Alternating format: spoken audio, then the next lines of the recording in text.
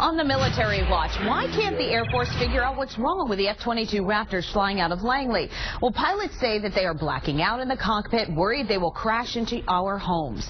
You want answers, and tonight Senator Mark Warner is demanding you get them. Investigator Lori Simmons has the story.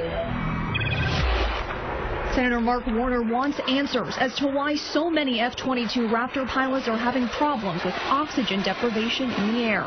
In a letter sent to the Secretary of the Air Force Thursday, the senator asks very specific questions about the extent of the hypoxia issue. For example, F-22 pilots report an 18% rate of hypoxia symptoms. What is that compared to other jets? And what was the rationale for clearing the plane to fly again? The senator now wants the branch to launch a confidential survey of pilots and flight surgeons within the next 10 days to determine the scope and frequency of hypoxia cases.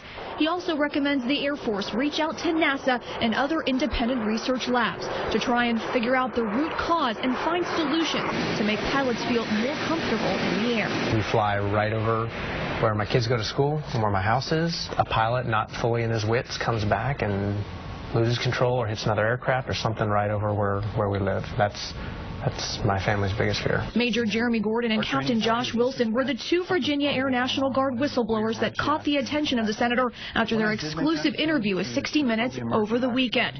The Langley pilots drove all the way to D.C. to meet with Senator Warner on Thursday so he could hear firsthand their experience with oxygen systems aboard the Raptors and how it caused them to be woozy, disoriented, and ill after flight. Several times during the flight, I had to really concentrate, immense concentration on just doing simple tasks. Since April of 2008, the Air Force confirms 25 incidents of pilots reporting hypoxia symptoms. To put those numbers in perspective, only 200 pilots in the entire country are qualified to fly the F-22. But after months of investigation, the Air Force still doesn't know if the problem lies with the amount of oxygen that flows or a toxin that could be in the air supply. The onset of this is insidious. Some pilots will go the entire mission, land, and not know anything went wrong.